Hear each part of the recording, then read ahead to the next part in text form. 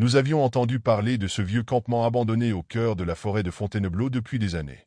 Les gens du coin racontaient toutes sortes d'histoires étranges à son sujet. Des randonneurs portés disparus, des lumières mystérieuses qui dansaient entre les arbres, et même des murmures qui semblaient surgir de nulle part. Pour être honnête, je n'y croyais pas vraiment.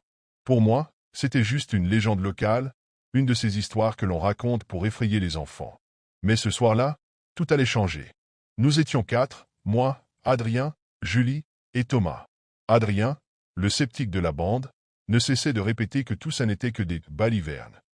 Julie, en revanche, était fascinée par le mystère. C'était son idée d'aller voir ce campement. Elle disait que c'était une occasion unique de vivre une aventure qu'on n'oublierait jamais. Quant à Thomas, il hésitait entre l'enthousiasme et une certaine nervosité. Moi, j'étais quelque part entre les deux. Je voulais voir ce qu'il en était, mais une partie de moi ne pouvait s'empêcher de ressentir une légère appréhension. La forêt, déjà impressionnante en plein jour, devenait presque intimidante alors que le soleil disparaissait derrière l'horizon. Les arbres, massifs et tortueux, semblaient former un mur impénétrable autour de nous. Le silence était assourdissant. Pas un chant d'oiseaux, pas un souffle de vent, juste le craquement de nos pas sur le sol couvert de feuilles mortes. Nous marchions depuis une bonne heure lorsque nous avons enfin trouvé ce que nous cherchions, le campement. Il était exactement comme les rumeurs le décrivaient. Les cabanes, autrefois en bois robuste, n'étaient plus que des squelettes de poutres pourries. Une ancienne table de pique-nique, à moitié ensevelie sous la mousse et les débris, se tenait au centre, comme si elle attendait encore des convives. À côté, une vieille pierre noire marquait l'endroit où se trouvait autrefois un feu de camp. « Voilà, c'est tout » s'exclama Adrien, visiblement déçu. Un tas de bois moisi et des histoires pour effrayer les touristes. On devrait rentrer. Mais Julie était déjà en train d'examiner les alentours. « Regardez ça » dit-elle en pointant une marque sur l'un des arbres. Une sorte de symbole gravé, vieux et déformé, presque illisible. Un frisson me parcourut. Je ne pouvais pas l'expliquer, mais il y avait quelque chose d'étrange dans l'air. Ce n'était pas seulement l'endroit. C'était quelque chose que je ne pouvais pas nommer. Et à ce moment-là, je me suis demandé si nous n'avions pas fait une erreur en venant ici. La nuit tombait rapidement, enveloppant la forêt d'une obscurité presque palpable.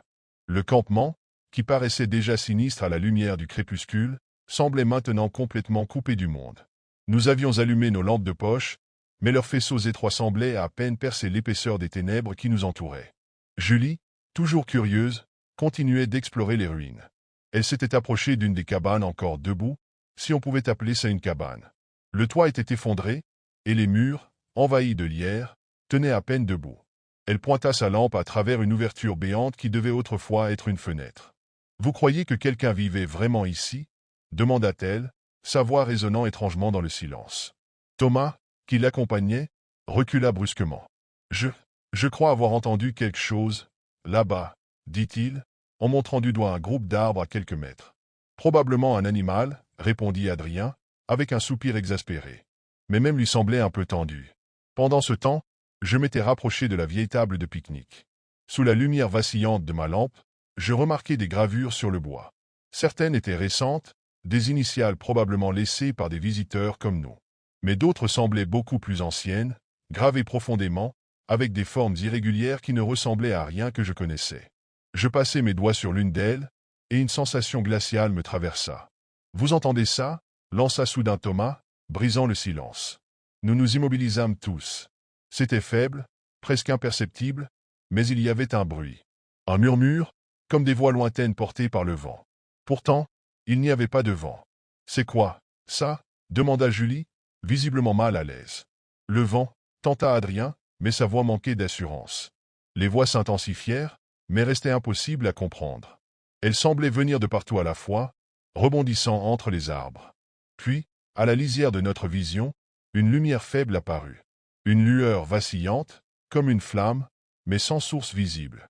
Elle se déplaçait lentement entre les arbres, s'éteignant et réapparaissant à des endroits différents. « Bon, je crois qu'on devrait partir maintenant, » dis-je, ma voix trahissant mon inquiétude. Mais Julie, toujours captivée, fit un pas en direction de la lumière. « Et si c'était quelqu'un » murmura-t-elle. « Si c'était quelqu'un, il viendrait nous voir » répliqua Adrien. « On n'a rien à faire ici. Sérieusement, c'est une mauvaise idée. » Pour une fois, nous étions tous d'accord. Mais alors que nous commencions à reculer, une branche craqua juste derrière nous. Nous nous retournâmes d'un seul mouvement, mais il n'y avait rien. Rien du tout. Et pourtant, pour la première fois, je sentis clairement que nous n'étions pas seuls. Nous nous étions regroupés près de la vieille table, nos lampes balayant frénétiquement les alentours. Le silence de la forêt, auparavant oppressant, semblait maintenant brisé par des sons que nous ne pouvions ignorer. Des pas, lents, irréguliers, comme si quelqu'un ou quelque chose avançait entre les arbres. C'est peut-être des randonneurs, tenta Adrien, mais sa voix trahissait sa nervosité. À cette heure-ci, et dans un endroit pareil, en rétorqua Julie, en serrant sa lampe un peu plus fort. Les murmures reprirent, plus proches cette fois.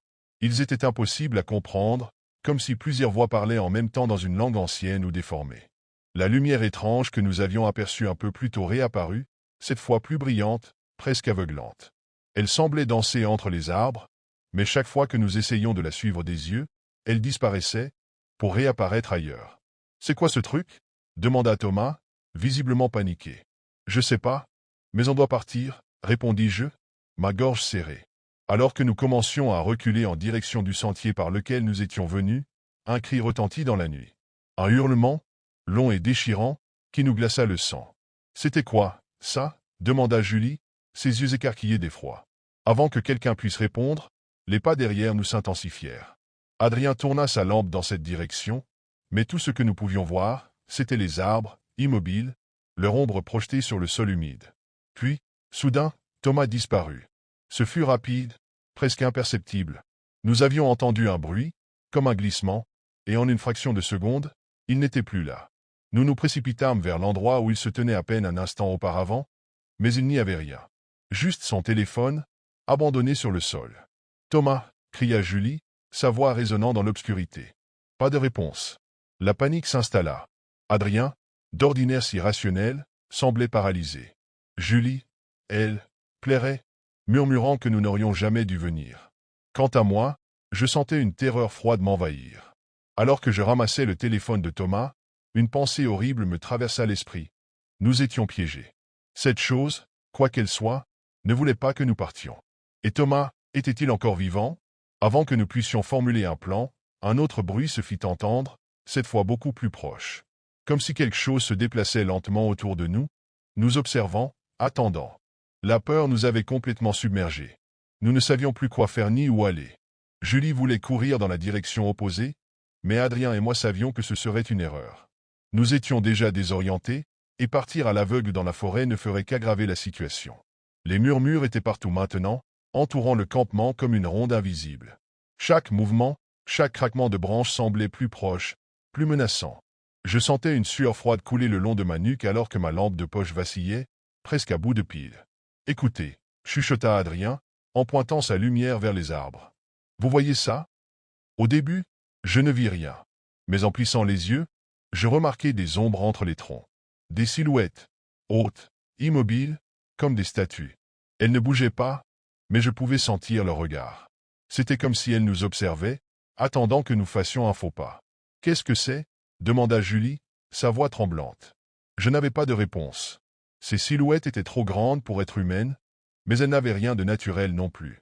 Pire encore, chaque fois que nous détournions le regard, elles semblaient se rapprocher, imperceptiblement, comme un mauvais rêve. Nous décidâmes de quitter le campement. Lentement, sans courir, pour éviter d'attirer leur attention. Mais à chaque pas, le sentiment d'être suivi s'intensifiait. « Elles nous suivent » murmura Adrien. Julie s'effondra en sanglots. « On va mourir ici. C'est de ma faute. Je suis désolé. » Je pris sa main pour la calmer, même si j'avais du mal à me calmer moi-même. « On va s'en sortir. Ne regarde pas derrière toi, continue d'avancer. » C'est alors qu'une lumière vive apparut à nouveau, cette fois juste devant nous. Elle était différente des précédentes, plus intense, presque aveuglante. Et dans cette lumière, une silhouette humaine se dessina. Pas comme les ombres que nous avions vues, mais quelque chose de tangible. Un homme? Une femme? Impossible à dire, car son visage était caché dans l'éclat lumineux. « Aidez-nous » cria Julie, mais la figure ne répondit pas. Elle restait immobile, nous bloquant le passage. Adrien, dans un élan de panique, lança une pierre dans sa direction. Mais au moment où la pierre devait toucher la silhouette, elle disparut, et la lumière s'éteignit, nous laissant dans une obscurité totale. C'est alors que les silhouettes dans les arbres commencèrent à bouger. Rapidement, elles se dirigeaient vers nous. Et dans le chaos, j'entendis la voix d'Adrien crier. « Courez !» Nous nous dispersâmes sans réfléchir, chacun prenant une direction différente. Mon cœur battait si fort que j'avais l'impression qu'il allait exploser. Je courais, trébuchant sur des racines, frappant des branches, tandis que les murmures devenaient des cris. Et derrière moi, j'entendais des pas lourds, rapides, gagnant du terrain. Je courais à perdre haleine, le souffle court, les muscles en feu. La forêt semblait sans fin, chaque arbre se ressemblant, comme si je courais en rond. Les murmures s'étaient transformés en cris déchirants, et les pas derrière moi étaient maintenant si proches que j'avais l'impression qu'une main allait m'attraper d'un instant à l'autre. « Julie! Adrien !» criai-je, ma voix résonnant dans l'obscurité, mais aucune réponse. J'étais seul. Soudain, mes pieds glissèrent sur un tapis de feuilles humides, et je tombai lourdement au sol. Ma lampe de poche roula un peu plus loin, projetant une lumière vacillante sur les troncs environnants. Je tendis la main pour la récupérer, mais à ce moment précis, une silhouette se dressa devant moi. C'était l'une de ces formes sombres que nous avions vues plus tôt. Maintenant que je pouvais l'observer de plus près, je remarquai à quel point elle était inhumaine. Son corps semblait fait d'ombres mouvantes, sans contour défini, et pourtant, je pouvais sentir son regard me transpercer. Je restai figé, incapable de bouger ou de crier. La silhouette s'approcha lentement, étendant un bras long et effilé en ma direction. Juste au moment où elle allait me toucher, un cri perçant retentit derrière elle, brisant le silence glacial. « Julie !» Sa voix me tira de ma torpeur. Je saisis ma lampe de poche et courus dans la direction de son cri, ignorant les branches qui me lacéraient le visage. Quand je l'atteignis enfin, elle était agenouillée au sol, son visage couvert de larmes. « Ils ont pris Adrien » murmura-t-elle, le regard vide. Je regardai autour de nous, mais il n'y avait aucune trace de lui. Juste cette forêt, silencieuse et oppressante. « On doit partir, maintenant » dis-je, en essayant de l'aider à se relever. Mais alors que je la tirais sur ses pieds, une lumière éclatante illumina à nouveau les environs. Cette fois, elle était partout, inondant la forêt d'une clarté surnaturelle. Dans cette lumière, les silhouettes réapparurent, formant un cercle autour de nous. Elles ne bougeaient pas, mais leur présence était suffocante. Julie s'accrocha à moi, tremblante. « Qu'est-ce qu'ils veulent ?» Je n'avais pas de réponse. Tout ce que je savais, c'est que nous étions piégés. Puis, une voix résonna dans ma tête, claire et autoritaire, mais venant de nulle part. « Partez. Vous n'auriez jamais dû venir ici. » Je pris Julie par la main, sans réfléchir, nous courûmes. La lumière s'éteignit soudainement, et les silhouettes disparurent aussi vite qu'elles étaient apparues. Nous ne savions pas où nous allions, mais nous ne nous arrêtâmes pas jusqu'à ce que nous atteignions une route. Quand nous nous retournâmes, haletants, la forêt était calme. Trop calme. Adrien ne réapparut jamais. Les autorités organisèrent des recherches, mais aucune trace de lui ne fut retrouvée. Quant à Julie et moi, nous ne sommes jamais retournés dans cette forêt. Même aujourd'hui, quand je ferme les yeux, j'entends encore ces murmures, et je me demande ce que nous avons réellement rencontré cette nuit-là. Et parfois, dans mes rêves, je vois ces silhouettes. Elles ne bougent pas, mais je sais qu'elles m'observent. Et je sais, au fond de moi, qu'elles attendent mon retour. Nous étions 5, tous amis depuis des années, à avoir décidé de partir à l'aventure dans un coin reculé des Pyrénées.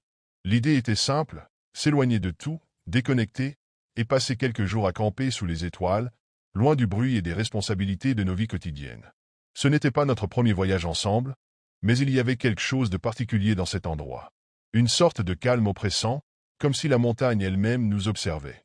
Le deuxième jour, après avoir installé notre campement près d'une petite clairière, nous sommes partis explorer les environs. L'air était frais, chargé de l'odeur des pins et de la terre humide. À mesure que nous avancions dans la forêt, les conversations se faisaient plus rares, comme si les arbres imposaient un silence respectueux. C'est là que nous sommes tombés sur l'autel. Caché entre des rochers moussus, il était presque invisible, comme s'il avait été conçu pour se fondre dans le paysage. Une pierre massive, grossièrement taillée, sur laquelle étaient gravés des symboles que je n'avais jamais vus. Des cercles, des lignes, et des formes qui semblaient presque vivantes, comme si elles ondulaient sous le regard. Autour de l'autel, il y avait des restes d'objets, des bougies fondues, des ossements blanchis par le temps, et des morceaux de tissu déchirés. Personne ne parlait. Nous étions figés, fascinés et mal à l'aise à la fois. Camille, toujours la plus curieuse du groupe, s'est approchée en premier. « Vous croyez que c'est quoi? Un truc religieux ?» demanda-t-elle en passant sa main sur la pierre. Arthur, qui avait toujours une blague pour détendre l'atmosphère, répondit avec un sourire nerveux. « Peut-être que c'est un autel de sacrifice humain. Faites gaffe, sinon on va invoquer un démon. » Nous avons ri, mais ce n'était pas sincère. Il y avait quelque chose dans l'air, une tension que je n'arrivais pas à nommer. Malgré moi, j'ai ressenti un frisson en regardant ces gravures. Elles semblaient attendre quelque chose. Malgré nos hésitations, nous avons commencé à examiner les lieux plus en détail. Paul a trouvé une vieille pierre plate à moitié enterrée près de l'autel, et en la soulevant, il a découvert ce qui ressemblait à une lame rouillée. Un couteau rituel, peut-être, a-t-il suggéré en rigolant. On devrait partir, ai-je dit, la voix un peu plus ferme que je ne l'aurais voulu. Je ne pouvais pas expliquer pourquoi, mais je sentais qu'on n'avait rien à faire ici. Mais personne n'a écouté. Nous sommes restés, comme hypnotisés par cet endroit. Et ce n'est que plus tard, quand le soleil a commencé à disparaître derrière les montagnes, que nous avons enfin regagné notre campement. Je ne savais pas encore que cet hôtel allait changer nos vies pour toujours. Cette nuit-là, tout a commencé. Nous étions tous autour du feu de camp, partageant des histoires et riant, comme à notre habitude. La forêt était calme, à peine troublée par le chant des grillons et le craquement occasionnel des branches sous le vent. Pourtant, une tension étrange semblait planer, imperceptible mais impossible à ignorer. C'est Camille qui l'a remarqué en premier. Elle a brusquement cessé de parler et s'est figée, le regard fixé sur la lisière des arbres. « Vous avez entendu ça » demanda-t-elle, à voix basse. Nous nous sommes tous arrêtés pour écouter, mais il n'y avait rien. Juste le silence, trop pesant, trop absolu.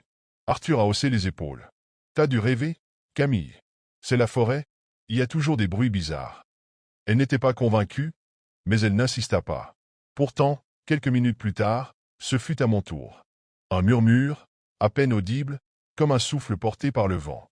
Je me suis retourné brusquement, scrutant l'obscurité derrière moi. « Rien. Ça va, toi » demanda Paul, en me lançant un regard inquiet.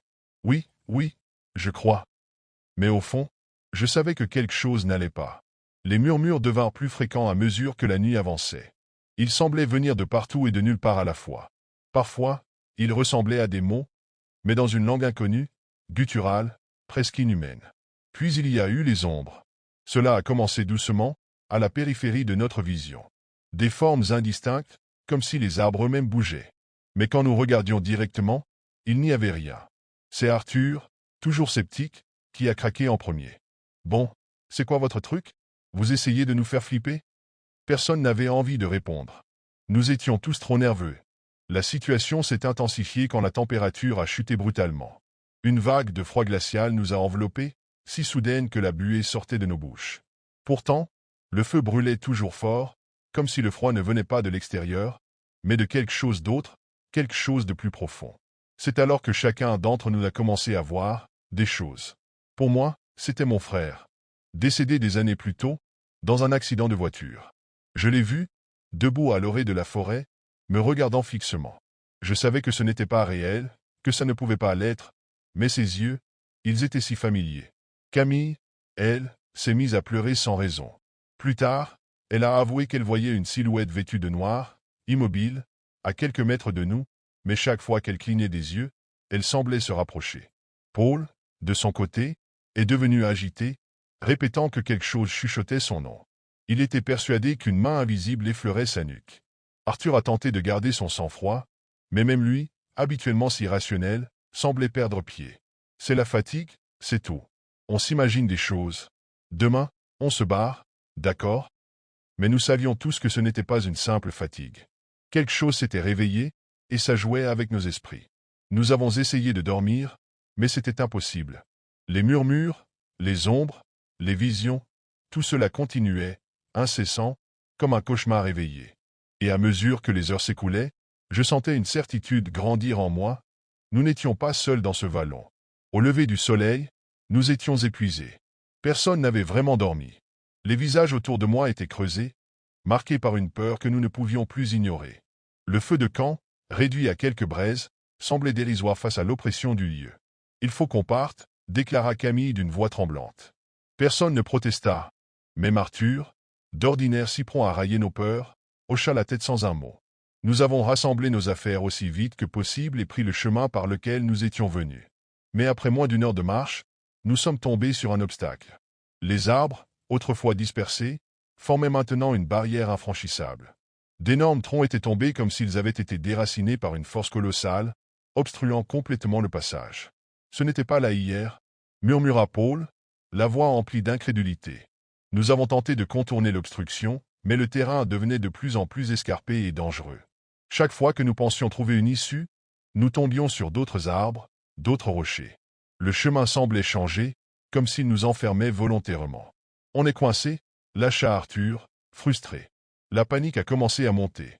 Camille proposa de grimper le flanc du vallon pour chercher une vue d'ensemble. Paul et Arthur l'accompagnèrent, tandis que je restais avec Emma, trop nerveuse pour tenter l'ascension. Le temps passa. 1 heure, 2. Toujours aucune nouvelle des autres. Ils auraient dû être de retour, murmura Emma. Elle ne me regardait pas, fixant plutôt un point invisible dans la forêt, comme si elle s'attendait à voir surgir quelque chose. Finalement, un cri perça l'air. Un cri long, déchirant, qui semblait venir de toutes les directions à la fois. Emma et moi nous sommes figés. Camille, Arthur, hurlai-je, mais seul l'écho me répondit. Quelques minutes plus tard, nous avons vu Paul revenir.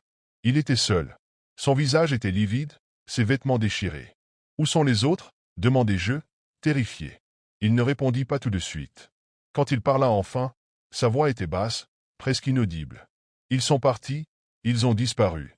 Juste, envolés. Nous avons insisté pour qu'il nous explique, mais il semblait incapable de donner des détails cohérents. Il répétait simplement que quelque chose les avait pris. À ce moment-là, j'ai compris que le vallon ne nous laisserait pas partir si facilement. Ce n'était pas seulement un lieu. C'était une chose vivante, consciente, et nous étions à sa merci. Le vent s'était levé, mais il n'apportait aucune fraîcheur, seulement une lourde chaleur étouffante. Le ciel s'était assombri en quelques minutes, comme si les nuages eux-mêmes voulaient nous emprisonner dans ce vallon. Nous étions pris au piège. Le chemin que nous avions emprunté pour entrer ici n'existait plus, remplacé par une dense forêt qui semblait se refermer autour de nous. Nous n'avions plus de repères, aucun moyen de savoir dans quelle direction nous allions. Paul ne parlait plus. Il ne cessait de regarder derrière nous, comme s'il s'attendait à voir surgir quelque chose. Moi aussi, je n'arrêtais pas de jeter des regards nerveux en arrière, ressentant cette sensation oppressante que nous étions observés. Nous étions seuls, mais je savais, au fond de moi, que quelque chose nous suivait. Il n'y avait pas de bruit d'animaux, pas de bruissement des feuilles. Juste, un silence lourd, presque palpable. Les ombres, qui avaient commencé à se manifester la nuit précédente, étaient devenues plus tangibles, plus menaçantes. Parfois, quand je tournais la tête, j'avais l'impression de voir des silhouettes derrière les arbres, se déplaçant lentement, mais dès que je les regardais directement, elles disparaissaient. Camille, elle, voyait des choses plus terrifiantes. Elle avait juré, dans un souffle, avoir vu la figure de son propre père, mort l'année précédente. Mais il n'était plus là lorsqu'elle se retourna. Les autres disparus étaient également présents, dans nos esprits du moins. Arthur, qui avait toujours été un leader dans le groupe, semblait être le plus absent. Ses yeux étaient vides, comme s'il ne nous voyait plus vraiment. Il répétait sans cesse qu'il entendait des voix l'appelant, l'incitant à les suivre. Mais à chaque fois qu'il se dirigeait vers ces voix, il revenait, plus perturbé qu'auparavant, murmurant des choses incompréhensibles. À un moment, nous avons vu une lumière au loin. Une lueur faible, vacillante, comme si quelqu'un avait allumé une bougie. Un dernier espoir, peut-être un autre groupe de randonneurs ou même un chalet abandonné. Nous avons couru vers cette lumière, sans réfléchir, nos corps fatigués par l'épuisement, mais portés par cette petite lueur d'espoir. Quand nous sommes arrivés à l'endroit où la lumière semblait provenir, nous avons trouvé un vieux cabanon. Les fenêtres étaient brisées, la porte presque entièrement arrachée. À l'intérieur, tout était en ruine, couvert de moisissures et de toiles d'araignée. Il n'y avait personne. Rien d'autre que des objets abandonnés, mais quelque chose clochait. Sur le sol, des symboles étaient tracés à la craie, exactement les mêmes que ceux que nous avions vus sur l'autel la veille. Des dessins qui semblaient se tordre et se transformer dès que nous les regardions. Paul s'est effondré sur le sol, la peur se lisant sur son visage, et a commencé à pleurer. « On est foutus », a-t-il murmuré. Ils vont revenir. Je savais qu'il parlait de ceux qui étaient partis. Ceux qui avaient disparu dans les bois. Mais il y avait quelque chose de pire qui se cachait derrière ces mots, quelque chose que nous ne pouvions pas comprendre. Tout à coup, un cri strident, inhumain, perça l'air. Ce cri semblait venir de l'intérieur du cabanon. Camille, qui se trouvait près de la porte, hurla et se jeta en arrière. Nous l'avons vu, là, dans l'ouverture, une silhouette sombre qui se tenait immobile dans l'obscurité. Ses yeux brillaient d'une lueur malveillante. C'était trop tard. Nous n'avions pas quitté ce vallon. Il nous avait pris. La terre sous nos pieds tremblait, comme si le vallon lui-même se révoltait contre notre présence. Chaque mouvement semblait être écho d'un désir primordial de nous repousser, de nous punir pour avoir osé perturber son sommeil. Le vent soufflait avec une violence inouïe, arrachant les feuilles des arbres, créant des bruits sourds et inquiétants qui se mêlaient aux hurlements lointains de ceux qui nous pourchassaient. Nous n'avions plus de plan. Il n'y avait plus de sécurité. La lumière du jour était désormais une simple illusion, une pâle lueur à peine visible à travers la brume dense et les nuages noirs qui s'étaient amassés au-dessus de nous. Et chaque seconde passée ici, chaque minute, nous enfonçait un peu plus dans ce labyrinthe sans issue. Nous avons tenté de courir, mais c'était comme si la forêt nous rejetait à chaque pas. À chaque fois que nous croyions trouver un chemin, il se refermait soudainement devant nous, transformant l'endroit en un piège de plus en plus étroit. Les arbres semblaient bouger, se tordre et se resserrer autour de nous, formant une barrière invisible, une muraille végétale que nous ne pouvions franchir. Camille s'est effondrée, haletante, ses yeux écarquillés de terreur. « Ils sont là, je les vois », dit-elle, sa voix tremblante, presque inaudible. Nous avons tous vu ce qu'elle avait vu, mais aucun de nous n'a eu le courage de parler à haute voix de ce que nous ressentions. C'était comme si quelque chose se nourrissait de notre peur, se nourrissait de notre épuisement et de notre désespoir. C'était une présence qui nous entourait, qui nous manipulait, qui jouait avec nos esprits et nos pires angoisses. La silhouette de mon frère, celle que j'avais vue pendant la nuit, était de nouveau là, mais elle n'était plus un simple spectre. Elle se matérialisait dans les ombres, mouvante, se rapprochant lentement. Il n'était plus un souvenir, un rêve, mais quelque chose de tangible, de cruel. Et dans ses yeux, je pouvais voir la souffrance, comme si ce n'était pas lui, mais une chose qui avait pris son apparence. Nous avons hurlé, tous en même temps, pour tenter de nous libérer de cette emprise. Mais la voix de Camille a été coupée brusquement, et lorsque je me suis tourné vers elle, elle avait disparu, absorbée dans l'air, dans la brume, comme une ombre avalée par la nuit. Elle n'avait même pas eu le temps de crier. Paul s'est effondré à son tour, les mains griffant le sol, son visage marqué par une terreur absolue. « On ne va pas en sortir », murmura-t-il, les yeux vides. Il n'était plus vraiment là, son esprit s'était perdu quelque part dans les ténèbres, et je pouvais voir qu'il était déjà loin, pris dans le piège de ce lieu. Je n'avais plus aucune force. Je voulais crier, courir, mais tout semblait se dérober sous mes pieds. C'est alors que j'ai vu la porte. Une porte en bois ancien, apparue comme par magie au milieu des arbres. Elle était vieille, comme un vestige d'un autre temps, une relique oubliée. Et derrière elle, il y avait une lumière. Pas une lumière naturelle, mais une lumière froide, étrange, qui semblait nous appeler. Je n'ai pas réfléchi. J'ai couru, mes jambes me portant malgré la fatigue, mes mains se tendant vers cette porte. Peut-être qu'au-delà, il y avait une sortie, peut-être que cela nous sauverait. Mais au moment où ma main toucha la poignée, j'entendis un dernier cri. Un cri qui me glaça le sang, qui me figea sur place. Un cri qui venait de derrière la porte, venant d'un endroit encore plus sombre, encore plus ancien que ce que nous pouvions imaginer. J'ai ouvert la porte, et là, dans cette lumière froide, j'ai vu ce que nous avions réveillé. Il n'y avait pas de sortie. Il n'y avait que le vallon. Et il n'avait pas fini avec nous. Nous étions 5 à partir pour ce qui devait être une escapade inoubliable dans le sud-est de la France. Une idée simple, presque banale, échapper au stress des examens universitaires et s'immerger dans la nature. Clément, toujours à l'affût d'endroits insolites, avait trouvé ce lieu, un vieux terrain de camping, isolé et entouré de forêts denses. L'endroit semblait parfait sur les photos. Pourtant, dès notre arrivée, quelque chose me sembla étrange. La route qui menait au site était étroite, sinueuse, bordée de vieux arbres dont les branches noueuses semblaient se tendre comme pour nous attraper. Quand nous avons finalement garé la voiture et commencé à décharger nos affaires, un silence pesant nous enveloppa. Pas d'oiseaux, pas de vent dans les feuilles, rien. Seul le grincement des roues de notre chariot sur le chemin de terre brisait cette quiétude presque oppressante. « Vous ne trouvez pas que c'est trop calme ?» murmura Héloïse, en ajustant son sac à dos. Clément haussa les épaules avec un sourire. « C'est ça, le charme de la nature. Tu voulais du silence, non ?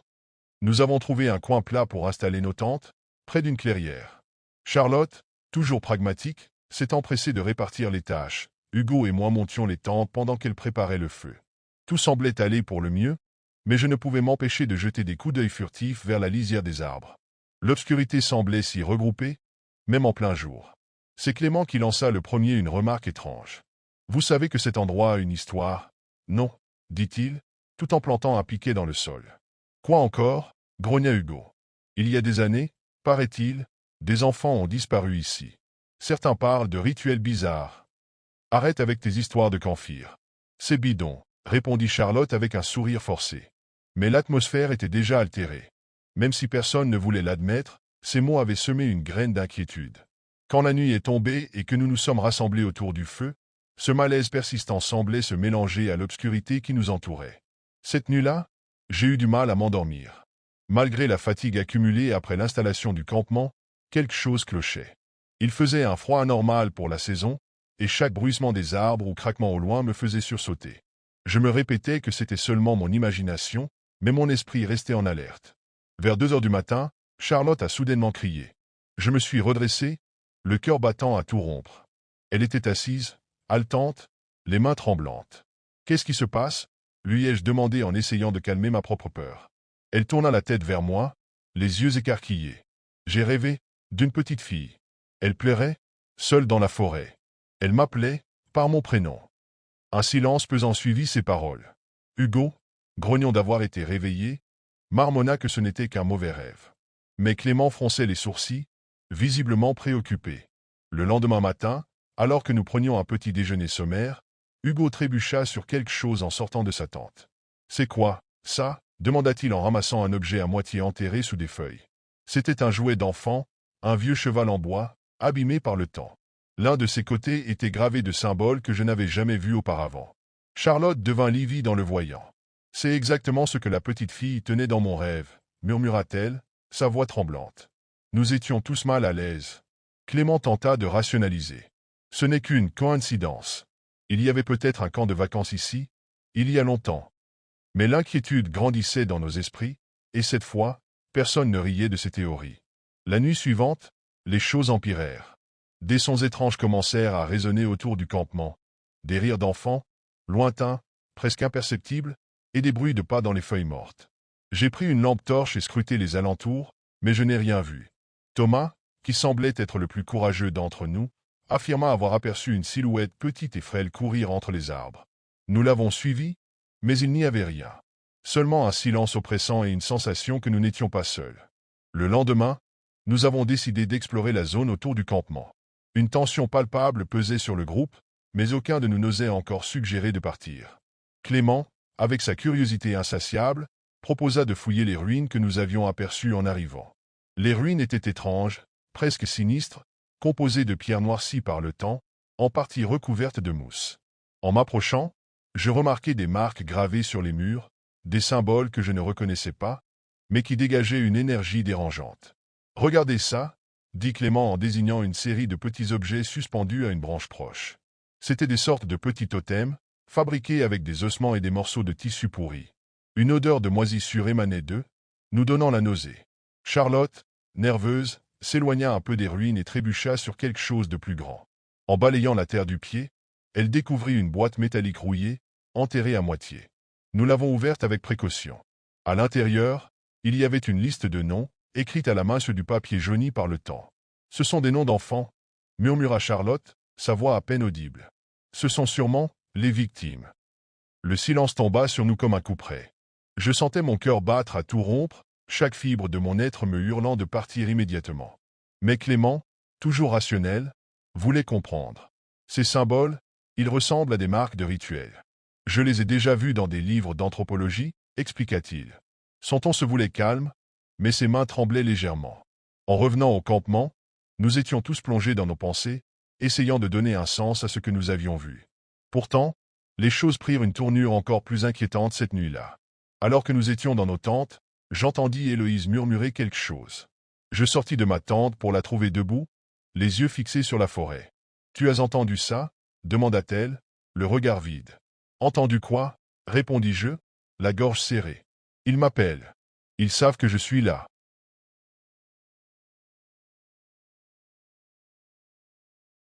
C'est à ce moment que nous avons vu les empreintes.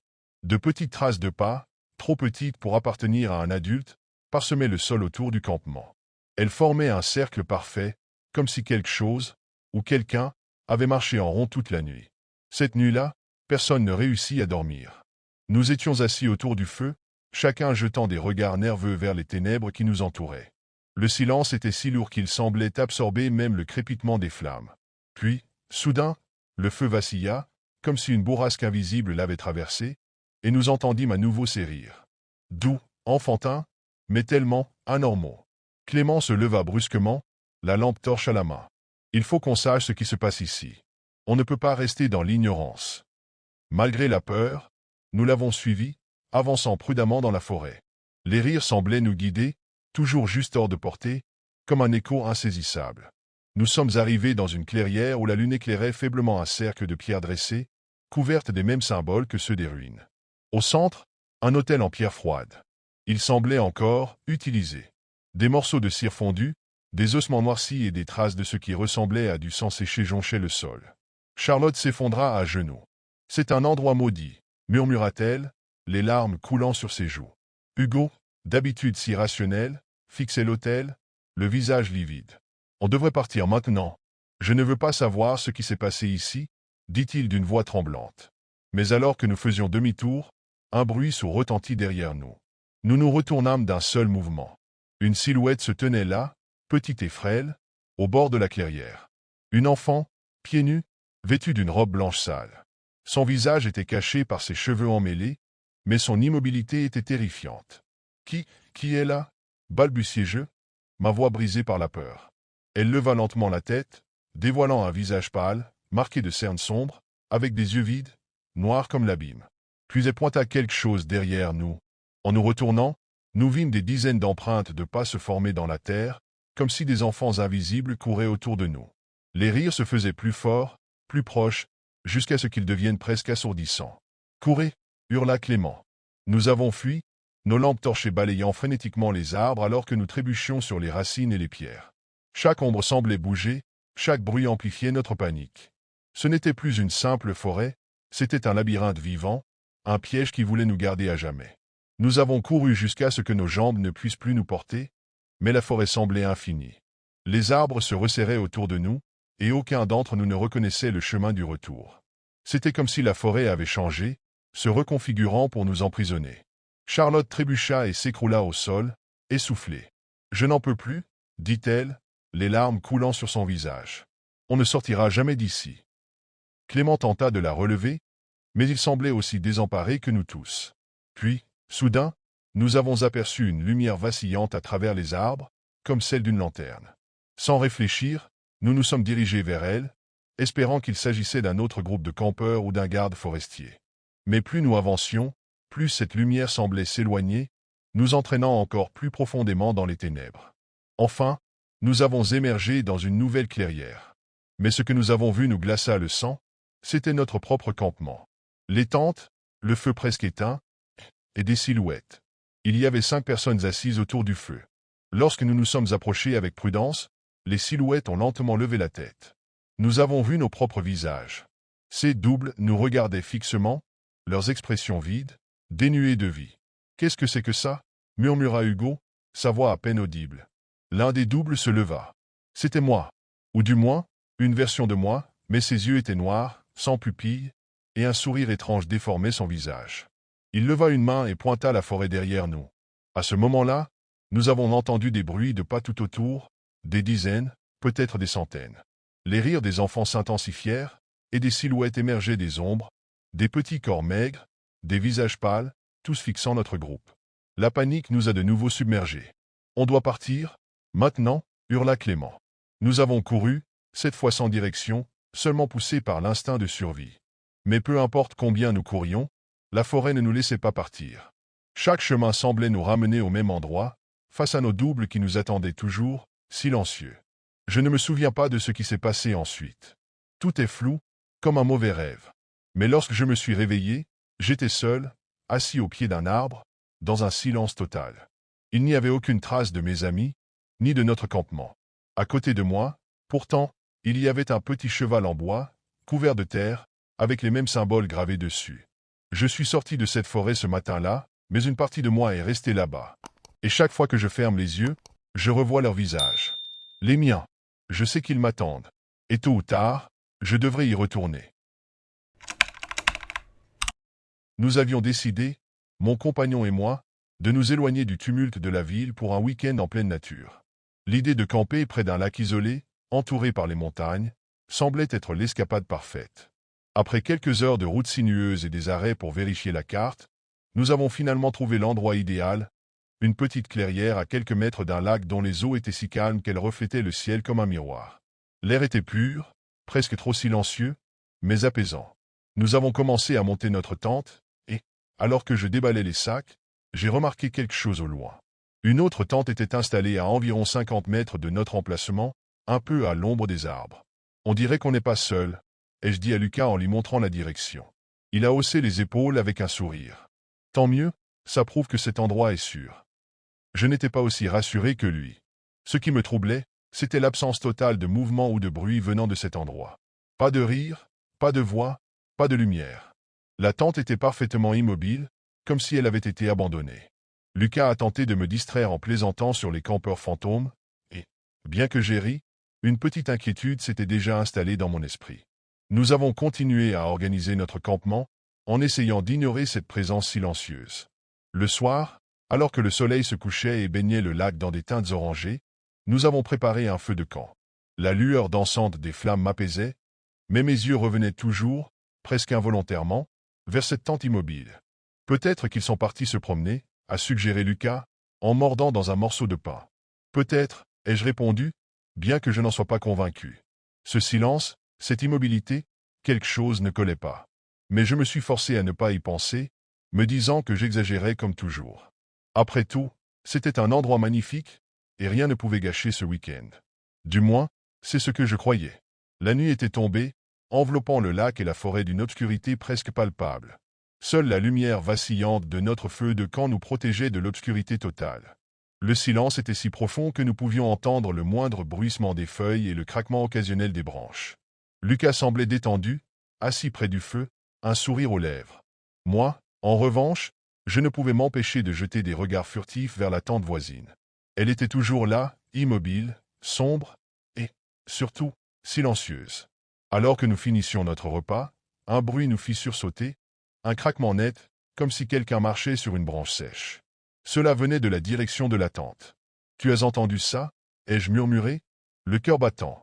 Lucas a hoché la tête, tendant l'oreille.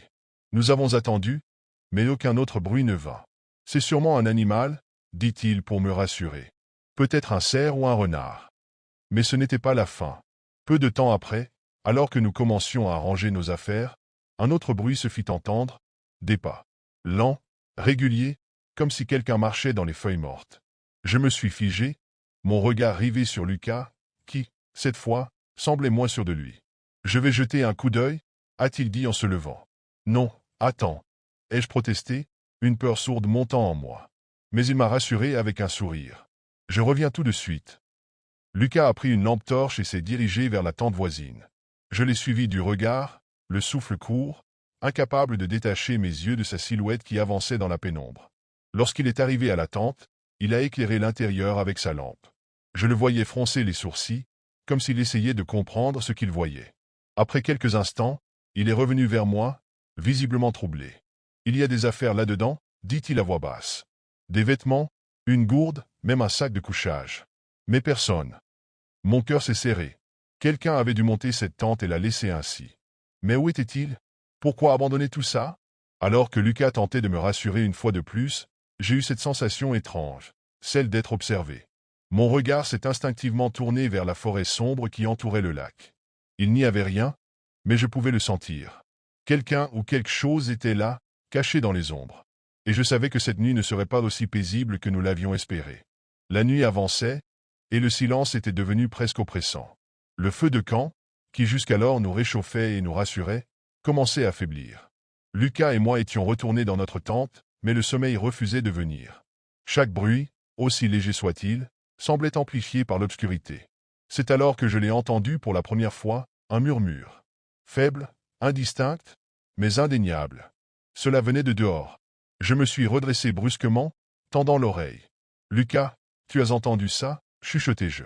Il grogna, visiblement agacé que je le réveille. « C'est juste le vent, rendors-toi. » Mais ce n'était pas le vent. Le murmure persistait, parfois accompagné de ce qui ressemblait à des rires étouffés, presque moqueurs. Mon cœur battait à tout rompre. Rassemblant mon courage, j'ai doucement ouvert la fermeture éclair de la tente pour jeter un coup d'œil dehors. La clairière était plongée dans l'obscurité. Rien ne bougeait, à part les ombres projetées par les braises mourantes du feu de camp. Pourtant, ce sentiment oppressant d'être observé s'intensifiait. Lucas, remarquant mon agitation, finit par se lever à son tour. Il alluma sa lampe torche et sortit de la tente. Je le suivis, incapable de rester seul. En examinant les alentours, nos regards tombèrent sur la tente voisine. Quelque chose avait changé. La fermeture éclair, qui était complètement fermée lorsque Lucas l'avait inspectée plus tôt, était maintenant entr'ouverte. « C'est pas normal » murmura-t-il. « Sont-on désormais sérieux ?» Nous nous approchâmes à pas feutrés, Lucas tenant fermement la lampe. Arrivé devant, il écarta légèrement l'ouverture. L'intérieur était un chaos complet. Les vêtements étaient éparpillés, le sac de couchage retourné, comme si quelqu'un ou quelque chose avait fouillé la tente avec frénésie. Mais il n'y avait toujours personne. En revenant vers notre propre campement, une autre découverte glaça mon sang. Nos affaires avaient été déplacées. Mon sac, qui était à l'intérieur de notre tente, se trouvait maintenant à côté du feu de camp éteint. Le contenu avait été vidé sur le sol. « C'est pas possible, soufflai-je. Le souffle court. On doit partir d'ici, déclara Lucas, visiblement inquiet pour la première fois. Mais alors que nous commencions à rassembler nos affaires, un craquement retentit juste derrière nous, suivi de ce murmure à peine audible qui me glaçait le sang. Cette fois, c'était clair, nous n'étions pas seuls. La panique s'installait. Nous étions figés, nos regards fouillant l'obscurité à la recherche de la source du bruit. Lucas brandissait sa lampe torche, mais la lumière vacillante semblait incapable de percer les ténèbres oppressantes. Chaque ombre projetée par les arbres ressemblait à une silhouette. « Qui est là » cria Lucas d'une voix forte, tentant de masquer sa peur. Pas de réponse. Juste ce silence lourd, entrecoupé de légers bruissements, comme si quelqu'un ou quelque chose se déplaçait lentement autour de nous. « On doit partir, maintenant » dis-je, la voix tremblante. Nous avons commencé à rassembler nos affaires à la hâte, mais une sensation étrange m'envahissait, celle d'être observé de très près. Puis, soudain, la lampe de Lucas s'éteignit, plongeant tout dans une obscurité totale. « Merde, elle n'a plus de batterie !» grogna-t-il en la secouant frénétiquement. C'est alors que le murmure revint, plus clair, plus proche. Des mots indistincts, dans une langue que je ne reconnaissais pas, semblaient se répéter en boucle, comme une litanie. Mon cœur battait à tout rompre lorsque je remarquai une lumière au loin, près du lac. Une petite flamme vacillante, comme une bougie, avançait lentement dans notre direction. « Lucas, regarde » soufflai-je, terrorisé. Il se tourna vers la lumière, ses mâchoires se crispant. « C'est peut-être quelqu'un, peut-être qu'on peut demander de l'aide. » Mais au fond de moi, je savais que ce n'était pas de l'aide. La manière dont la lumière vacillait, avançant sans bruit, semblait presque surnaturelle. Alors que Lucas avançait prudemment vers la source, je restais en arrière, paralysé par la peur. Il s'approcha à une dizaine de mètres de la lumière, mais s'arrêta net. « Y à personne » murmura-t-il, plus pour lui-même que pour moi. C'est à ce moment-là que je vis quelque chose bouger derrière lui. Une ombre, rapide, silencieuse, presque imperceptible, mais bien réelle. « Lucas, derrière toi !» criai-je, ma voix se brisant. Il se retourna vivement, mais il n'y avait rien. La lumière de la bougie s'éteignit brusquement, nous laissant seuls dans l'obscurité, avec ce murmure qui se faisait maintenant entendre tout autour de nous, comme si une multitude de voix chuchotaient en cercle. Nous étions cernés. Le murmure devenait insupportable, omniprésent, comme si la forêt entière respirait à notre cou. Lucas m'attrapa par la main, et nous nous mîmes à courir sans réfléchir, abandonnant nos affaires derrière nous. L'obscurité était totale, et chaque pas semblait nous enfoncer davantage dans un labyrinthe sans fin. Je pouvais sentir les branches griffant ma peau, mais la peur dominait tout. Derrière nous, les murmures s'intensifiaient, se transformant en un mélange de rires étouffés et de paroles incohérentes. Par moments, j'avais l'impression d'entendre mon propre nom prononcé, ce qui redoublait ma terreur. « Par là !» cria Lucas, nous guidant vers ce qui semblait être un sentier. Mais lorsque nous atteignîmes une petite clairière, nous nous arrêtâmes net. Devant nous se trouvait la tente. La même tente, celle que nous avions laissée derrière, intacte, comme si nous n'avions jamais bougé. « C'est impossible » murmura Lucas, la voix tremblante. C'est alors que nous remarquâmes quelque chose de nouveau. Une silhouette immobile se tenait devant la tente. Grande, indistincte, elle semblait absorber la lumière de la lune plutôt que de la refléter.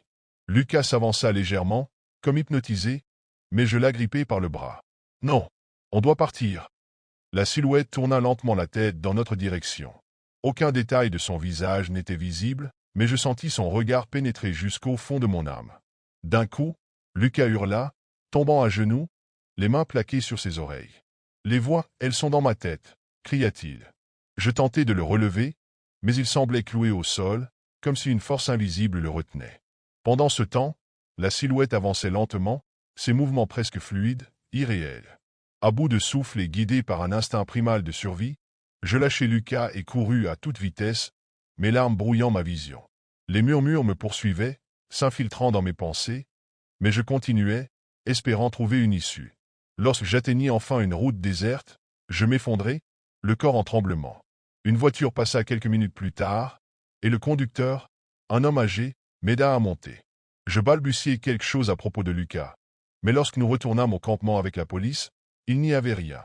Pas de tente, pas de feu, pas de trace de notre passage. Depuis ce jour, je revis cette nuit dans mes cauchemars. Les murmures ne m'ont jamais vraiment quitté. Parfois, dans le silence de ma chambre, je crois encore les entendre, m'appelant doucement, comme pour me rappeler que je n'ai jamais vraiment échappé à cette forêt. Nous étions enfin arrivés au campement, niché au cœur des Alpes françaises, un endroit dont le simple nom évoquait des souvenirs troubles pour les habitants du village voisin. Le camp des Cimes, autrefois un lieu de rassemblement estival dans les années 80, avait été fermé abruptement après une série de morts inexpliquées. Pourtant, aujourd'hui, il avait été rouvert, transformé en destination pour aventuriers en quête de sensations fortes et d'isolement.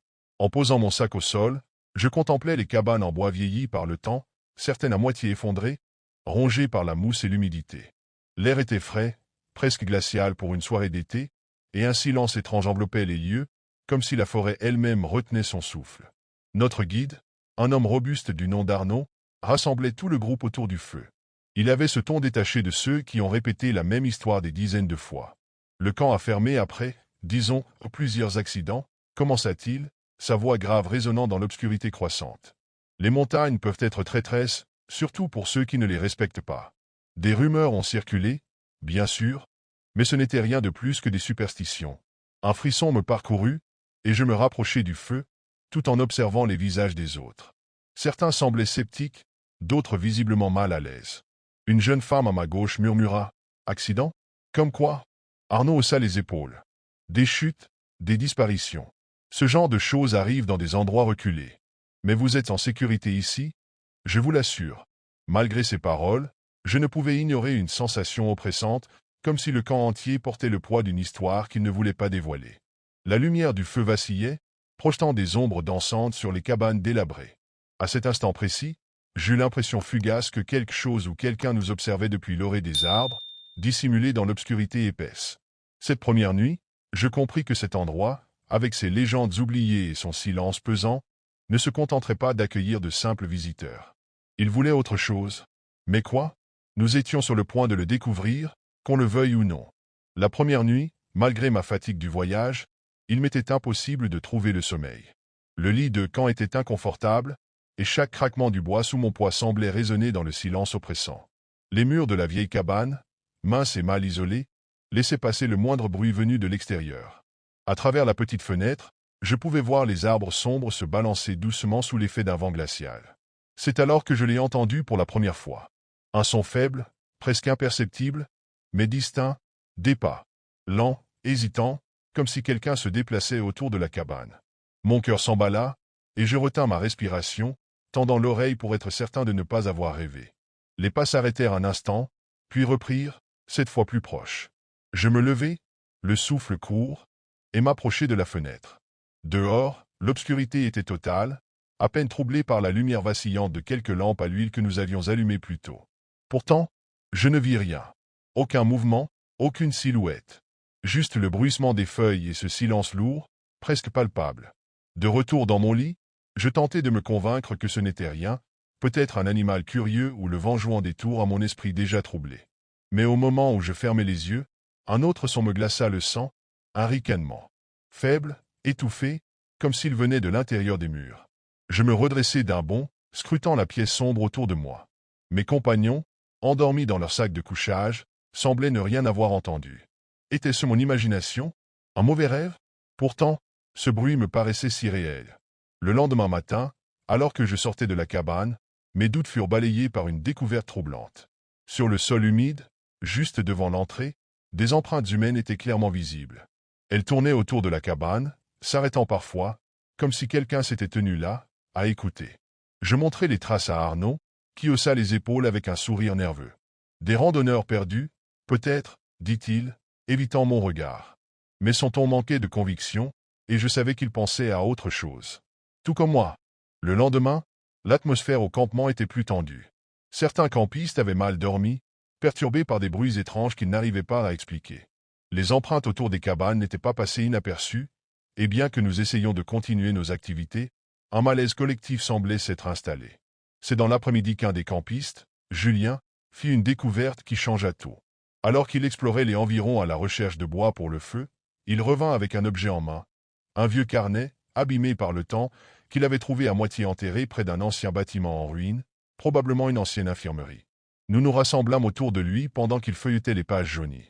L'écriture était tremblante, presque illisible par endroits, mais il était clair que ce journal appartenait à un ancien moniteur du campement, quelqu'un qui avait travaillé ici pendant les années 80. « Écoutez ça, dit Julien, en lisant à haute voix.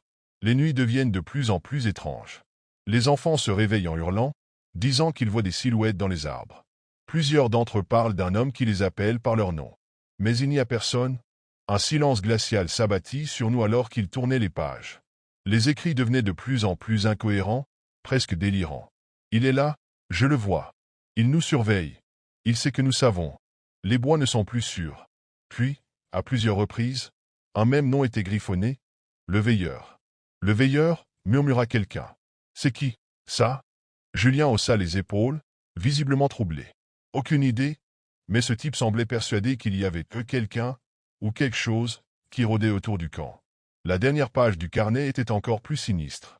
Un dessin, à moitié effacé, représentait une silhouette humanoïde, grande et fine, avec des yeux vides.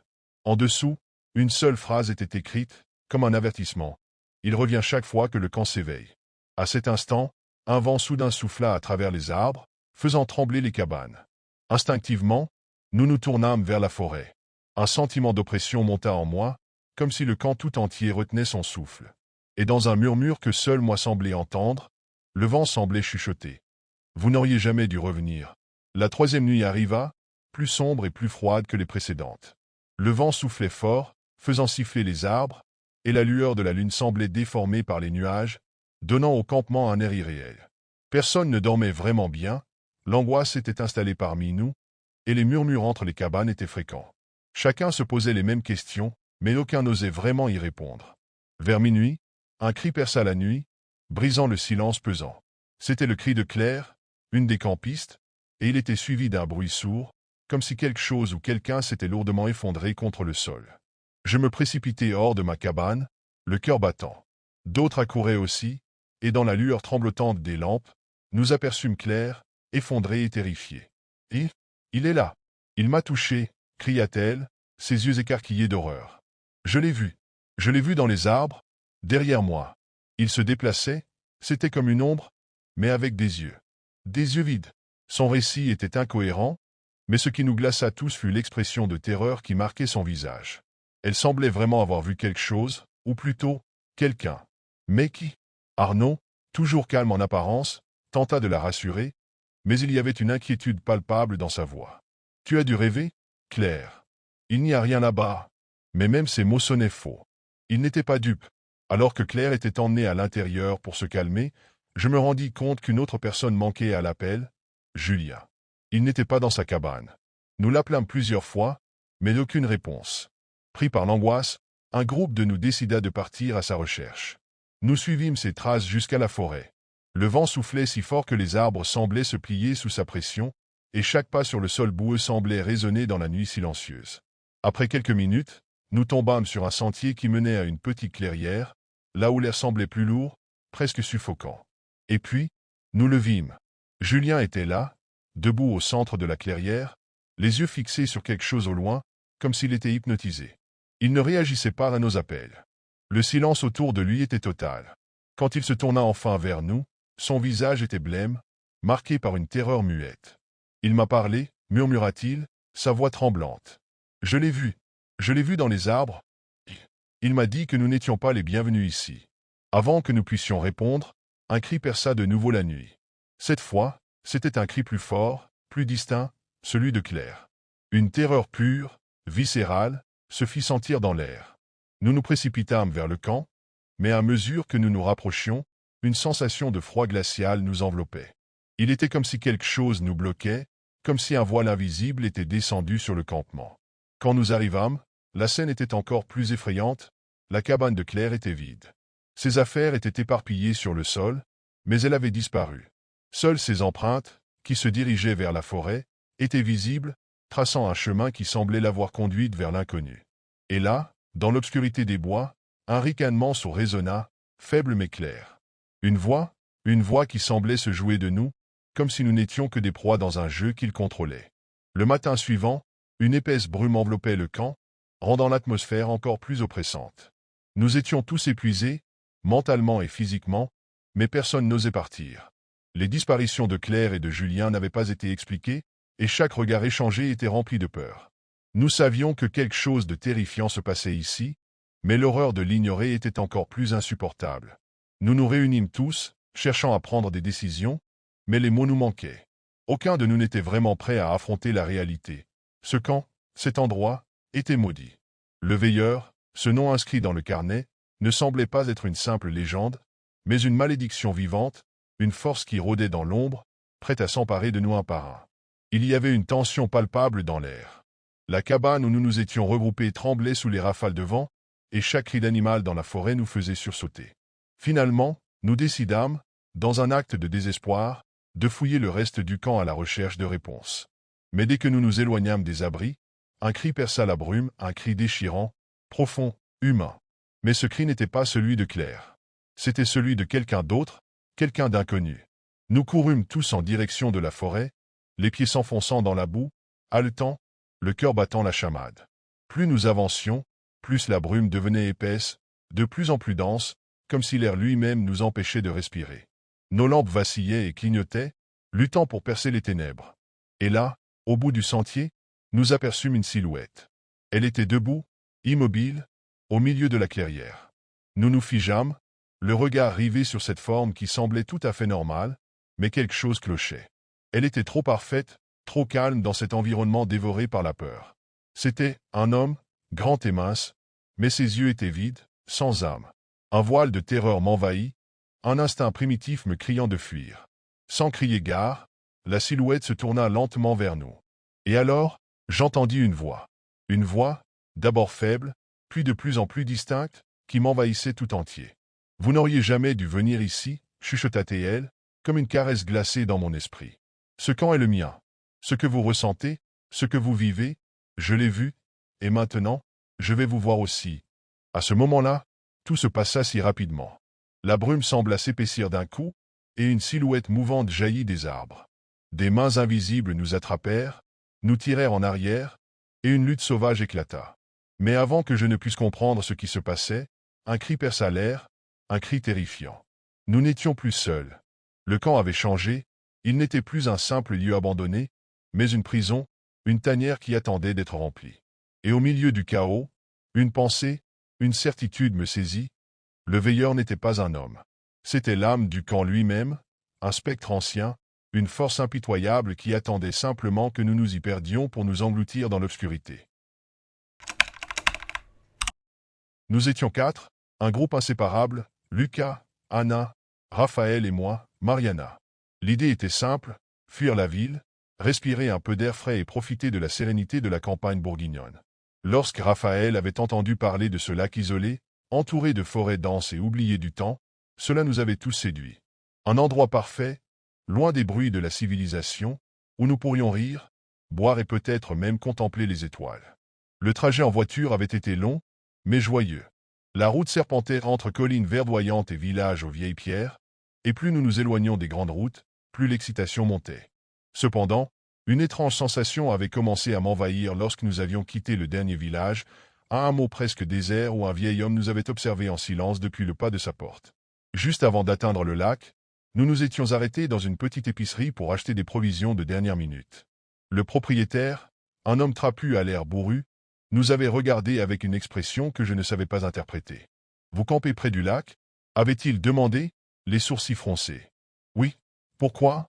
Avait répondu Lucas avec insouciance. Vous connaissez l'histoire du lac? Il y avait eu un silence. Raphaël avait éclaté de rire, brisant la tension. Laissez-moi deviner, une vieille légende locale pour effrayer les touristes? Ce n'est pas une légende, avait rétorqué l'homme d'un ton sec. Faites attention. Le lac ne pardonne pas ceux qui troublent son repos. Nous étions partis en riant, mais je n'arrivais pas à me débarrasser de ce sentiment d'inquiétude. Les derniers kilomètres avaient été silencieux, la forêt autour de nous devenant de plus en plus dense, jusqu'à ce que nous atteignions enfin notre destination. Le lac s'étendait devant nous, calme et noir, entouré d'arbres imposants dont les branches semblaient plongées dans l'eau. Il n'y avait aucun bruit, pas même le chant des oiseaux. Juste le vent, faible mais persistant, faisant bruisser les feuilles au-dessus de nos têtes. C'est parfait, s'était exclamé Raphaël en descendant du véhicule. Parfaitement sinistre, avais-je pensé, mais je n'avais rien dit. Nous avions monté nos tentes près de l'eau, riant et plaisantant pour dissiper l'atmosphère étrange. Mais plus la nuit tombait, plus je ressentais ce silence comme un poids, comme si quelque chose, ou quelqu'un, nous observait depuis les ombres. La nuit était tombée, et avec elle, une obscurité presque palpable. Le lac, d'un noir d'encre, reflétait par moments les éclats froids de la lune, mais son apparence tranquille ne faisait qu'accentuer mon malaise. Nous étions assis autour d'un petit feu de camp, nos visages illuminés par ces flammes vacillantes. Raphaël racontait une histoire drôle, mais je peinais à me concentrer. Tout me semblait faux, comme si le silence de la forêt dissimulait quelque chose d'invisible et d'hostile. Vers minuit, après quelques bières et des rires plus forcés que naturels, Raphaël s'était levé. « Je vais chercher mon chargeur dans la voiture », avait-il dit en s'étirant. « Tu ne peux pas survivre sans ton téléphone, hein ?» L'avait taquiné Lucas. « Très drôle. Si tu veux, viens avec moi. » Mais Lucas avait secoué la tête, un sourire en coin. Raphaël avait donc pris une lampe torche et s'était éloigné en direction de la voiture, garée à quelques centaines de mètres dans un chemin boueux. Le feu crépitait doucement, et le bruit des branches qui craquaient sous les pas de Raphaël s'était estompé. Puis, un silence absolu. Un silence si total que même le vent avait semblé s'arrêter. Quelques minutes passèrent. Anna vérifia l'heure sur son téléphone. « Ça fait longtemps? Non? Il s'est peut-être perdu ?» répondit Lucas avec un rire nerveux. Et alors, ça arriva. Un cri. Pas un simple cri, mais un hurlement strident, déchirant la nuit. C'était la voix de Raphaël, j'en étais sûr, mais elle semblait différente. Distordue, comme si elle venait de très loin, ou de sous l'eau. Nous nous étions levés d'un bond. « Raphaël !» cria Lucas, mais il n'y eut aucune réponse. Prenant une lampe torche, nous avions couru en direction de la voiture, nos pas précipités résonnant sur le sol humide. Mais lorsqu'on arriva, il n'y avait aucune trace de Raphaël. Son sac, qu'il avait emporté avec lui, était ouvert sur le sol, son contenu éparpillé comme si quelqu'un l'avait vidé à la hâte. Et puis, il y avait ces marques, de longues traînées dans la boue, comme si on avait tiré quelque chose, ou quelqu'un, en direction du lac. Lucas s'avança jusqu'à la rive, la lumière de sa lampe torche balayant l'eau calme. « Raphaël !» cria-t-il encore une fois, mais seules nos propres respirations bruyantes lui répondirent. Nous étions restés figés, le cœur battant à tout rompre. Le lac était toujours silencieux, mais je pouvais presque sentir un frisson parcourir sa surface. « Peut-être qu'il est tombé dans l'eau ?» proposa Anna, la voix tremblante. Mais au fond de moi, je savais que ce n'était pas ça. Quelque chose l'avait emporté, et ce n'était pas humain. Le matin suivant, le silence pesait sur le campement. Nous n'avions presque pas dormi, sursautant au moindre bruit, guettant une trace de Raphaël qui ne venait jamais. Anna avait les yeux rouges d'avoir pleuré, et même Lucas, d'habitude si confiant, semblait effondré. « On doit aller chercher de l'aide » avais-je dit, la voix tremblante. Mais Lucas avait secoué la tête. « Et dire quoi? Qu'il s'est fait enlever par je ne sais pas quoi? On ne peut pas partir comme ça. On doit essayer de le retrouver. » À contre-cœur, nous étions partis explorer les environs. Lucas et Anna avaient pris le chemin menant à la route principale, tandis que je m'étais aventuré dans la forêt voisine, mais pas m'amenant instinctivement vers une vieille cabane en ruine que nous avions aperçue la veille en arrivant. La porte grinçait sinistrement lorsque je l'avais poussée. À l'intérieur, la lumière filtrant à travers les planches cassées révélait un décor poussiéreux et abandonné depuis des années. Pourtant, quelque chose m'avait attiré vers un coin sombre, où un vieux coffre en bois était posé. Je l'avais ouvert avec précaution, découvrant à l'intérieur un journal en cuir, usé et moisi, comme s'il avait été là depuis des siècles. En tournant les pages avec appréhension, j'avais découvert des écritures tremblantes, rédigés à la main dans un mélange d'ancien français et de latin. Les mots peignaient une histoire horrifique, celle d'une femme, accusée de sorcellerie par les habitants d'un village voisin. Elle avait été traînée jusqu'au lac, battue et torturée avant d'être attachée à une pierre et jetée dans l'eau. Alors qu'elle se noyait, elle aurait maudit tous ceux qui troubleraient sa paix, promettant de revenir pour les emporter dans les profondeurs. Je pouvais presque entendre sa voix entre les lignes. Mon esprit erra là où mes bourreaux m'ont condamné. Que leurs descendants souffrent comme j'ai souffert. Un frisson glacé m'avait parcouru l'échine. Ce n'était pas une simple légende racontée pour effrayer les touristes. C'était un avertissement. Alors que je reposais le journal, une bourrasque soudaine avait traversé la cabane, faisant claquer violemment la porte derrière moi. Le silence était devenu assourdissant. J'avais l'impression que quelque chose, ou quelqu'un, me regardait. Je m'étais précipité hors de la cabane, courant à travers les arbres jusqu'au campement où j'avais retrouvé Anna et Lucas. Essoufflé, je leur avais raconté ce que j'avais lu. « Ce n'est pas possible » avait murmuré Anna, blême. « Ce n'est qu'une vieille histoire » avait tenté de rationaliser Lucas, mais je pouvais voir dans ses yeux qu'il n'y croyait pas lui-même. Les marques dans la boue, Lucas. Les cris. Raphaël, elle l'a pris. Et elle va revenir. Le silence qui suivit fut pire que toutes les réponses qu'il aurait pu donner. Au loin, le lac semblait nous observer, immobile, comme une bête tapie dans l'ombre, attendant son heure. La deuxième nuit s'était abattue sur nous comme un couperet, froide et impitoyable. Le feu de camp, pourtant vif, ne parvenait pas à chasser l'obscurité oppressante qui semblait s'étendre tout autour. Anna était recroquevillée sur elle-même, ses mains tremblantes serrées contre une tasse de thé tiède, tandis que Lucas fixait la rive du lac avec une intensité presque morbide, comme s'il espérait voir surgir Raphaël à tout moment. Moi, je n'arrêtais pas de relire les passages du journal que j'avais trouvé.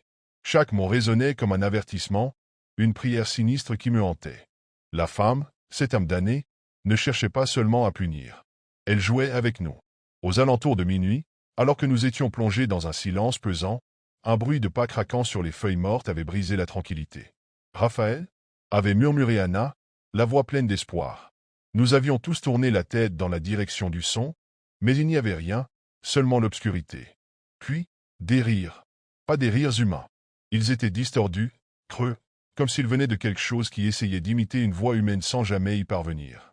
Anna s'était levée d'un bond, paniquée. « Je n'en peux plus.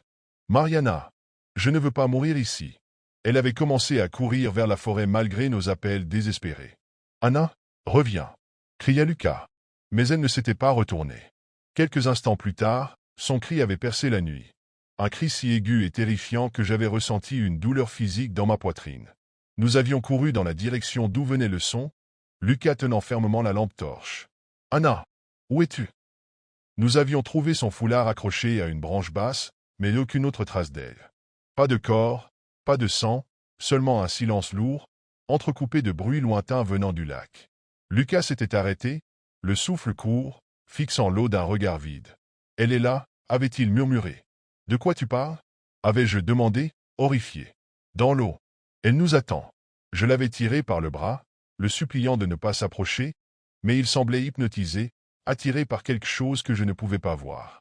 Alors qu'il s'avançait vers la rive, j'avais vu une chose que je n'oublierai jamais. Des bulles remontaient à la surface, et quelque chose, ou quelqu'un, semblait se mouvoir sous l'eau. Soudain, une main invisible l'avait saisi à la cheville. Lucas avait crié, sa lampe torche tombant dans l'eau, et en une fraction de seconde, il avait été tiré avec une force inhumaine dans les profondeurs. Je m'étais retrouvé seul, paralysé par la peur. Mes jambes refusaient de bouger, mes yeux rivés sur la surface du lac qui, à présent, semblait parfaitement calme, comme si rien ne s'était passé. Puis, j'avais entendu un chuchotement derrière moi. Une voix familière, celle d'Anna, mais déformée, presque moqueuse. « Viens nous rejoindre, Mariana. » Je ne savais pas comment mes jambes avaient réussi à bouger, mais j'avais couru. Couru à en perdre haleine, traversant la forêt sombre et hostile sans aucune direction. Chaque ombre semblait se tordre, chaque bruit ressemblait à un souffle ou à un pas qui me talonnait. Pourtant, je n'avais qu'une pensée en tête, échapper à cette chose qui venait de me voler mes amis. Quand je m'étais enfin arrêté, haletante, je me trouvais à nouveau près de la vieille cabane. C'était comme si la forêt elle-même m'avait guidé là, ou pire, comme si elle voulait que je revienne. À l'intérieur, tout semblait inchangé, mais une odeur âcre flottait dans l'air, une combinaison de moisis et de quelque chose de métallique, presque comme du sang. Le journal que j'avais laissé là gisait maintenant ouvert sur le sol, à une page que je n'avais pas vue avant. Les mots gravés sur le papier me glacèrent le sang. Pour briser le cycle, un sacrifice volontaire doit être fait. Le lac réclame toujours son dû. Un sacrifice? Était-ce une façon de mettre fin à tout cela? Mais qui, ou quoi, devrais-je offrir?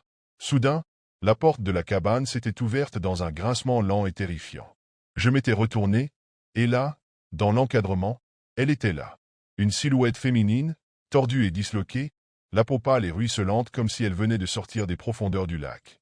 Ses cheveux, noirs et emmêlés, pendaient lourdement, et ses yeux étaient vides, deux abîmes qui semblaient aspirer toute lumière. Elle s'était avancée, ses mouvements saccadés, et chaque pas semblait résonner dans ma tête comme un battement de tambour. « Pourquoi es-tu venu troubler mon repos » avait-elle murmuré, sa voix résonnant comme un écho dans une caverne. Je voulais répondre, mais aucun son ne sortait de ma bouche. Mon corps était figé, mon esprit submergé par une terreur pure et viscérale. « Tu peux partir » avait-elle continué. « Mais un prix doit être payé. Le lac doit prendre ce qui lui revient. » J'avais enfin trouvé la force de parler, ma voix brisée par les sanglots. Je ne voulais rien troubler. Laissez-moi partir, je vous en supplie. Mais elle avait seulement levé une main, et autour de moi, l'air semblait s'alourdir, presque comme si l'eau du lac elle-même se déversait dans mes poumons. Alors, j'avais compris. Le lac ne voulait pas seulement des intrus, il voulait les briser, les absorber, les transformer en partie de son cycle éternel. Dans un dernier élan de désespoir, j'avais saisi le journal et crié à la silhouette. « Prenez-moi, mais laissez-les partir. » Un silence, lourd et oppressant, avait envahi la cabane. La silhouette s'était arrêtée, me fixant de ses yeux vides, avant de pencher légèrement la tête. « Très bien, » avait-elle murmuré. Avant que je puisse comprendre ce qui se passait, elle s'était précipitée vers moi, et tout était devenu noir. Quand j'avais repris conscience, j'étais allongé sur la rive du lac, seul. Mes vêtements étaient trempés, mes mains couvertes de boue, et mes amis, ils avaient disparu. La forêt autour de moi semblait plus vivante, plus lumineuse, comme si une présence oppressante s'était dissipée. Mais au fond du lac, je savais qu'elle était toujours là, attendant patiemment les prochains visiteurs. Et moi, je n'étais plus tout à fait moi-même. Mon reflet dans l'eau avait changé. Mes yeux, à présent, étaient aussi vides que les siens.